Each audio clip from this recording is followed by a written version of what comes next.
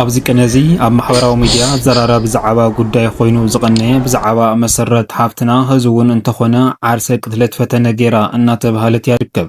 እዛ ሓፍቲ እዚኣ ባደይ ተደፊረ ማለት እውን ኣደይ እናረኣየት ኣድፊራትኒ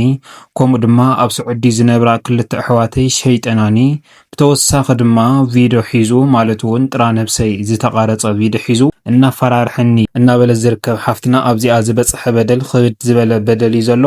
እንታይ ኮይና እንታይ እያ ናብ ዓርሰ ቅትለት ፈተነ ከይድዋ ንዝብል ሓበሬታ ናባኹም ክነብሎ ኢና ንኸውን ማለት እዩ። ኩራ ሰማዕትና ብተወሳኺ ድማ ኣብ ሊብያ ዘጋጠመ ተጋሩ መርሸንቲ ዝብል እውን ኣሎ።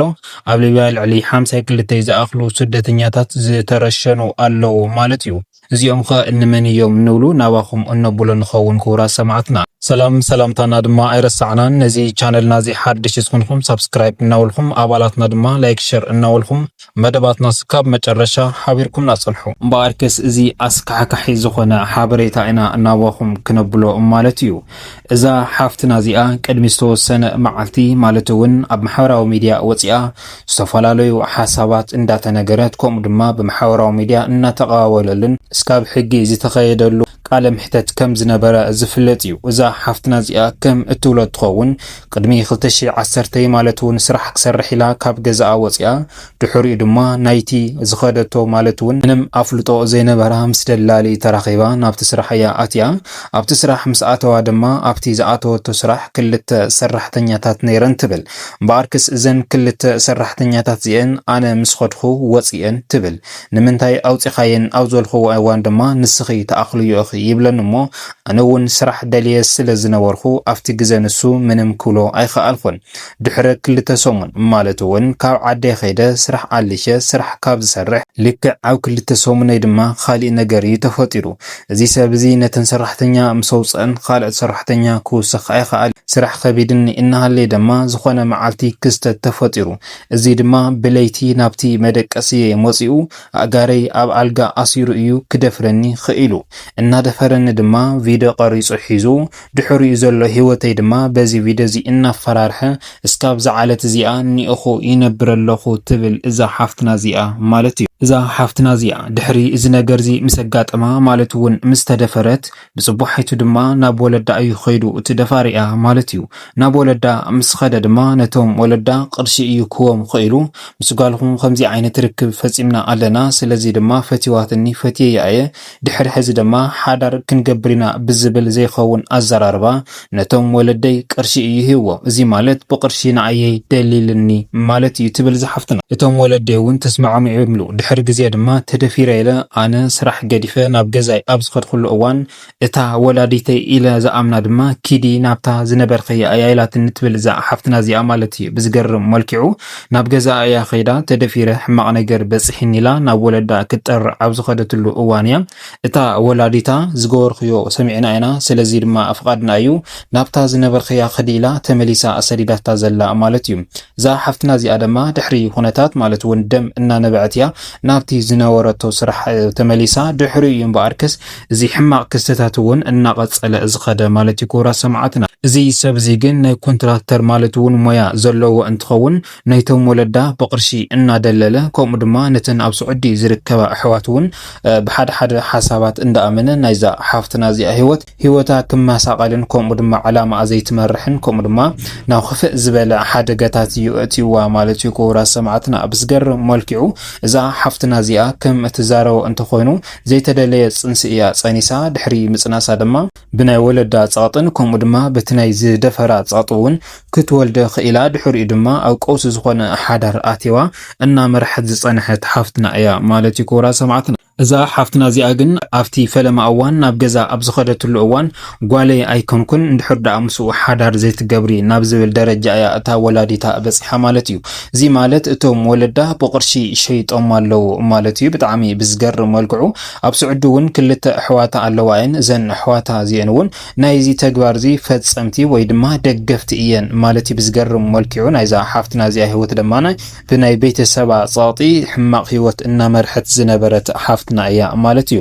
ኣብቲ ክደፍራ እዋን እኳ ብሓይሊ እንተኾነ ነገር ግን ድሕሪኡ ግን ወላዲታ ብዓይና እናርኣየት እውን ዘድፈረትሉ ኩነታት ኣሎ ማለት እዩ በኣርከስ በቲ ንሳ ዘይትደልዮ ፅንሲ ምስ ፀነሰት ግን ድሕሪኡ የግዲ ኮይንዋ ምስኡ ሓዳር ክትገብር እያ ክኢላ ማለት እዩ እዚ ሰብ እዚ ግን ሙሸት ኮነ ንጉሆ ማለት እውን መድሓኒት መደንዘዚ መድሓኒት እናውሐጠ ሕማቅ ዝኾነ ተግባር እናፈጸመ ድሕሪኡ ድማ እዚ ከኣኽሎ ብቀረፃ ማለት እውን ብቪድዮ እናቀረፀ ብጽባሕቱ ህይወታ ኣብ ዝተመለሰትሉ እዋን ድማ እቲ ቪድዮ እዚ እናርአየ ማለት እዩ ናብ ካሊእ እንተኸድኺ ቪድዮ እዚ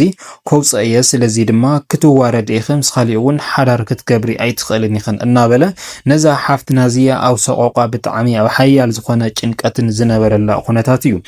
ሓፍትና እዚኣ እዚ ከኣኽላ ድማ ናብ ካሊእ ዓዲ ወፅያ ንኸይትኸይድ ኣብቲ ገዛ ኣሲሩ እናኸደ ማለት እውን ሓራስያ ነይራ ኣብቲ ግዜ ንሱ ግን ድማ ኣሲሩ ኣብቲ ውሽጢ ገዛ እዩ ብዘይ ምንም ዝብላዕን ዝስተይን ዘጽንሓ ዝነበረ ማለት እዩ ብዝገርም መልክዑ እታ ዝደፈራ ከምዚ ክገብራ ከሎ ናብቲ ገዛ ኮይድ ድማ ካልኦት ደለልቲ ዝኾኑ ቃላት እናተዛረበ ሕሉፍ ሓሊፉ እተን ናይ ስዑዲ ኣሕዋታ እውን ካብናኣ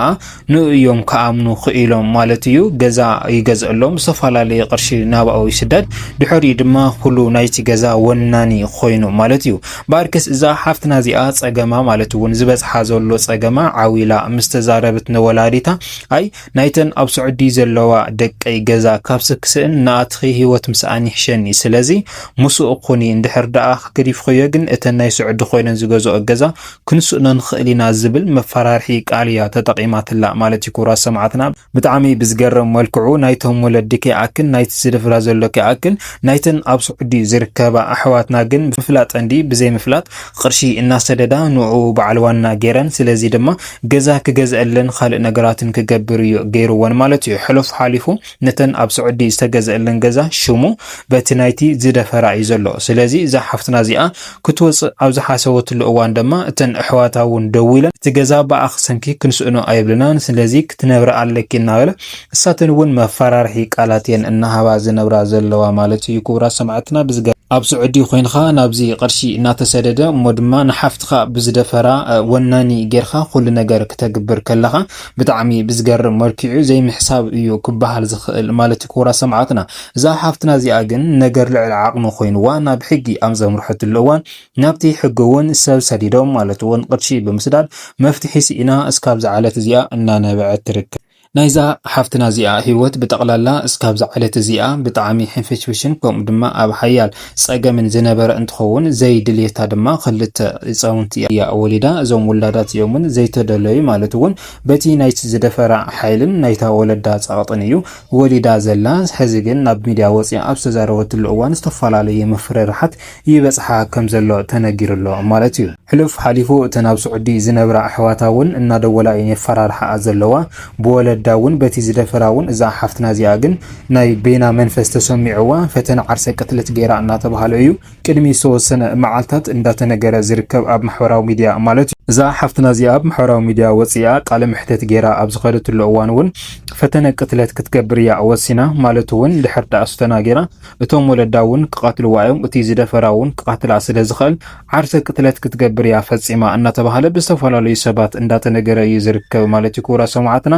ንግዚኡ ግን ናይዛ ሓፍትና እዚኣ ህይወት ድሒና ምስ ሰብ ተፀጊዓ ከም ዘላ እዩ እንዳተነገረ ዝርከብ ማለት እዩ ተወሳኺ ድማ ኣብ ሊብያ ማለት እውን ዘጋጠመ ሓደ መርቸንት ሎ እዚ መርቸንት ድማ ልዕሊ 52 ዝኣኽሉ ህይወቶም ዝሓለፉ ኣለው እናተባሃለ ከቢድ ዝኾነ መቁሰልቲ እውን ዝበፅሖም ኣለው ማለት እዩ ኩራ ሰማዕትና በኣርከስ ብዘይ ሕጋዊ መንገዲ ማለት እውን ብሊብያ ይኹን ብየመን ዝግበር ጉዕዞ ህዚ እውን እንተኾነ ፅባሕ ኮነ ምሸት ሓያል ፀገማትን ከምኡ ድማ መርቸትን እናጋጠመ እዩ ዝርከብ ማለት እዩ እዚ ድማ